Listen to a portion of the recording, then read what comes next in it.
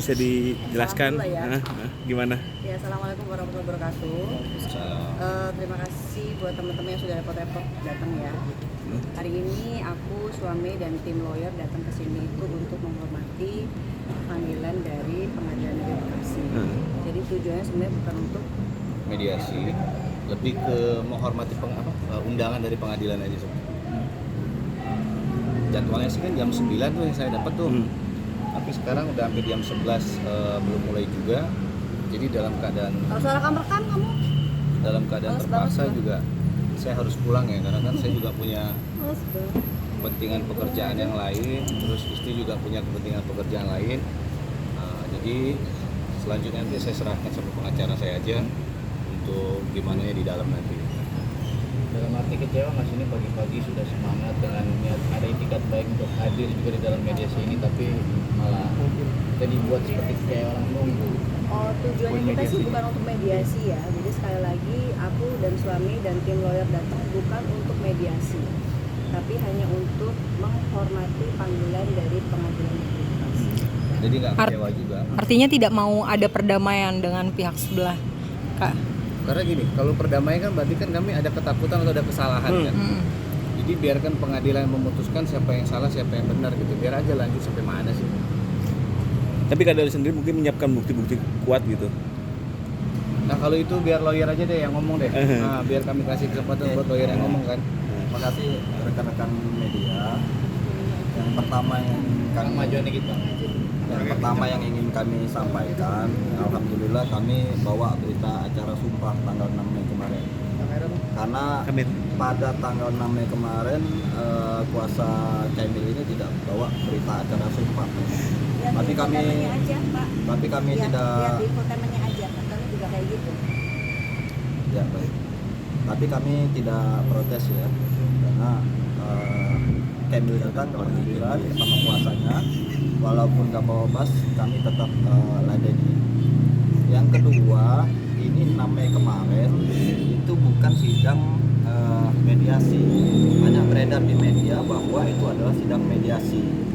Padahal itu adalah sidang perdana, bukan sidang mediasi. Dan banyak beredar di media tuh Dela mangkir. Mangkir ini kan ketidakhadiran tanpa alasan yang sah.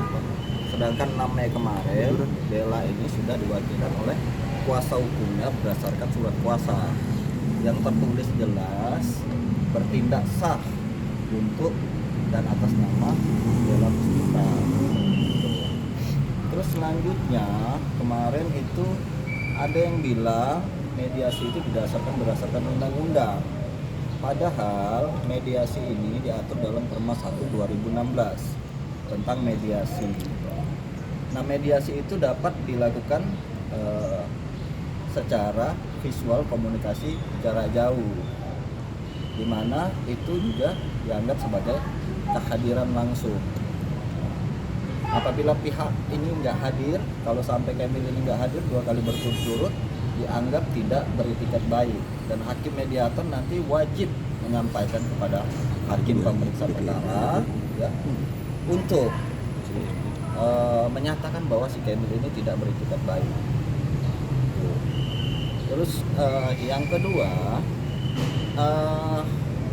kita masih mempertanyakan pihak yang nyata-nyata memiliki hak atas objek sengketa itu yang tidak masuk di dalam gugatan ya, berupa leasing. Kalau leasingnya tidak hadir dalam mediasi, artinya mediasi nanti tidak dapat dilaksanakan, dan hakim mediator wajib lagi melaporkan pada hakim pemeriksa perkara bahwa mediasi tidak dapat dilaksanakan. Seperti itu. Untuk agenda selanjutnya kita nanti pembacaan gugatan, kalau ada perubahan gugatan, terus nanti jawaban ini kami tidak bisa berkomentar lebih lanjut. Nanti setelah jawaban kami akan berkomentar lebih lanjut karena masuk materi pokok perkara. Yang pasti kami yakin bahwa gugatan si Kamil ini ya, nantinya akan ditolak atau setidaknya tidak diterima oleh pengadilan dengan alasan hukum yang kuat. Terima kasih Pak. Oke, di sisi lain selain agenda hari ini juga ada ada info bahwa laporan kakak berarti Aca sudah menjadi PNS seperti apa nih kak? Lawyer aja yang Iya, jawab. makanya kita Karena nggak kalau background. yang jawab nanti Nanti ceritanya. ini lagi diserangnya secara personal, padahal alas. Kita objektif aja ya, secara kitab undang-undang hukum acara pidana, seseorang ditetapkan tersangka itu berarti telah cukup buktinya bahwa diduga telah melakukan Kamera, Bang. tindakan penipuan dan penggelapan. Sudah cukup bukti. Perkapan mungkin ditangkapnya? Informasi itu kemarin, dan informasinya ini bahwa si PA ini sedang dibantarkan di Rumah Sakit Polri Kramat Jati karena ada alasan sakit yang menular. Kalau Kak Dela sendiri mungkin lega nggak akhirnya? Ya yang pasti aku alhamdulillah bersyukur karena sebagai pembuktian bahwa memang betul apa yang aku sampaikan selama ini, bahwa aku merasa dibohongin sama mantan temen aku ya, itu memang sudah paling enggak dari sisi kepolisian sudah terbukti bahwa memang dia melakukan hal itu. Tinggal kita tunggu aja apakah nanti berapa lama nih, kepengennya aku ya, aku penasaran banget, pengen tahu sih berapa lama Aca ini bisa mendapatkan hukuman di segala macam perbuatannya, karena akibat dari perbuatannya ini kan berantai kemana-mana tuh ya kan, yang seharusnya hal-hal yang tidak perlu terjadi dan diberitakan secara berlebihan sama orang yang tidak bertanggung jawab itu kan jadi kayak diolah-olah gitu kan. Jadi pengennya aku cepet divonis Acanya udah selesai, aku kayak bisa hidup tenang, bisa nggak kayak gini-gini kan. Sampai juga loh muncul berita di infotainment. Sekali lagi kita bukan artis infotainment ya. Jadi kayaknya udahlah, capek. Aku kan cuti berkarir tuh memang bener-bener kepengen off dari dunia layar kaca. Jadi kayak kemarin tuh aku off dari kerjaan aku, kok malah muncul di infotainment, kayaknya nggak lucu aja. Berarti kadernya untuk hari ini nggak benar-benar ketemu, apa maksudnya untuk nggak langsung ketemu nanti dengan pihak lawan itu? Apa langsung pulang nantinya? Pulang saya, jam 11 saya pulang karena saya juga ada kerjaan, istri juga ada kerjaan, terus saya anak juga di rumah nggak ada yang jagain kan. Jadi kami bagi waktu aja jam 9 sampai jam 11 saya menghormati panggilan pengadilan. Kedua jam saya nunggu juga nggak ada kejelasan, ya udah saya pulang. Jadi mediasi itu di pasal 6 ayat 2 Perma 1 2019, mediasi dengan visual jarak jauh itu dapat dianggap sebagai kehadiran langsung. Mbak Dela, kan ini kan awalnya kasus umroh gitu, Mbak Dela sendiri ketipu tapi pada akhirnya Mbak sendiri yang digugat, itu gimana? Mungkin Mbak Dela menyangka nggak sih? Suka ngomongin gua nih. Enggak sih, sebetulnya gini. Kalau saya 2 hari lalu baca berita ya. Enggak, saya baca berita. Jadi lawyernya si kawan itu Kapolri aja digugat. Nah, Kapolri aja digugat, apalagi cuma saya sama Dela ya. Pas saya, oh ya udahlah gitu. Dan anehnya untuk di kasus perdata ini dia sebagai pembela Kemil dan penggugat Aca. Tapi kemarin di Polres Bekasi dia sebagai pembela Aca. Dia hadir informasinya, tapi saya nggak tahu pastinya ya. Dia bilang dia kuasa hukumnya Aca. Artinya saya di sini bertanya-tanya dalam diri saya pribadi. Di pengadilan perdata dia menggugat Aca, tapi di Polres Bekasi dia ngebela Aca. Nah ini saya nggak paham nih maksud tujuannya apa, seperti apa. Tapi betul atau tidaknya itu tanyakan sendiri sama siapa bapak itu namanya, saya juga lupa. Nah, sama dia lah pokoknya kan.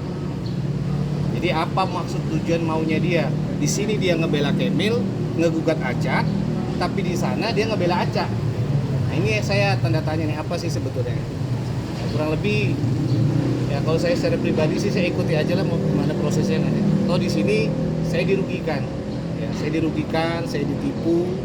Kemudian kalau saya digugat ya nggak apa-apa lah, namanya orang mungkin lagi ada butuh apa kan dia mau gugat gue, silakan aja kan. Kalau kita juga punya teman-teman lawyer juga. Apakah berarti abang juga ada jaminan 2 kaki berarti ya bang? Oh ya pasti, dia pasti punya 2 kaki karena kalau dia punya 1 kaki lompat-lompat ya kan. Maksudnya itu melanggar kode etik. Nah kalau Atau kode etik gimana itu sih? saya belum tahu nih. Pak pengacara mungkin yang tahu. Kira-kira itu ada kode etiknya nggak? Saya nggak paham. Kalau sesuai Undang-Undang Nomor 18 Tahun 2003 tentang advokat, advokat tersebut harus mundur apabila ada konflik kepentingan. Di satu sisi dia menggugat, di satu sisi dia membela. Secara normatifnya seperti itu. Itu adalah kode etik advokat. Kecuali kalau kasusnya berbeda ya. Ini kan kasusnya nyambung nih. Acak nipu gue, dia ngasih mobil Kemil gitu kan. Tiba-tiba si Kemil ngegugat gue. Nah ini nih agak tanda tanya. Yang ya silakan masyarakat berpikir lah ya. Apa maksud dan tujuannya gitu. Tapi udah sempat bertemu dengan pihak Kemil sendiri Saya nggak sebelumnya. pengen ketemu. Saya nggak kepengen ketemu dan nggak mau ketemu. Jadi apa ya? Lebih baik ketemu sama yang lebih penting lah daripada urusan kayak begini. Nah, jadi sinetron judul sekian. Iya. Sekian ya. Herman dan Pak Dela, ini sebelumnya pihak penggugat kan selalu menggemborkan perihal kenapa mobilnya nggak langsung pulang malah dititipkan ke Polres Bekasi. Mungkin klarifikasi seperti apa sih? Ya kenapa Dan dia nggak kasih mau lapor maksud. polisi awalnya? Jadi gini, waktu itu memang mobil itu masih ada sama kita karena saya menunggu dia membawa BPKB. BPKB itu kan artinya bukti pemilikan kendaraan bermotor atau dia lapor polisi. Karena setahu saya secara aturan, ketika orang membuat laporan polisi itu kan harus menunjukkan BPKB. Andai pun dia tidak mampu menunjukkan BPKB, dia membuktikan surat dari leasing. Nah, pada saat dia minta mobil ke saya, dia nggak bisa lapor polisi dan dia juga tidak bisa menunjukkan BPKB. Waktu dia somasi di TV, saya tunggu nih dia ngomong apa. Pas ketika dia ternyata dia nyerang saya, ya udah besoknya mobil saya serahin ke polisi. Saya bilang ini bagian, ini bagian dari tipu dayanya dia ke saya. Kenapa? Karena dia meyakinkan saya ini mobil sepupu saya nih. Kamu pegang dulu, nanti seminggu 2 minggu saya ada duit, baru saya bayar uang kamu, saya ambil mobilnya. Nah, artinya memang mobil itu dijadikan alat untuk dia menipu, sehingga saya berpikir ini bagian dari tipunya Acak, udah saya serahin ke polisi gitu. Saya serahin ke polisi tanggal 5. Penyerahan kepada polisi itu adalah salah satu ciri itikat baik yang dimiliki oleh Arman dan Dela. Sebab ciri itikat baik itu adalah teliti dan hati-hati. Dia meneliti mobil ini milik siapa. Yang bisa mengakses itu, yang bisa melihat itu milik siapa adalah aparat penegak hukum. Makanya diserahkan ke sistem. Jadi telah memenuhi syarat teliti dan hati-hati mereka ini, makanya dia beritikat baik sebetulnya dan patut dilindungi oleh hukum. Itu akibat hukumnya. Ya teman-teman. Mas, makasih ya. Terima kasih banyak ya. Kami tak izin pulang.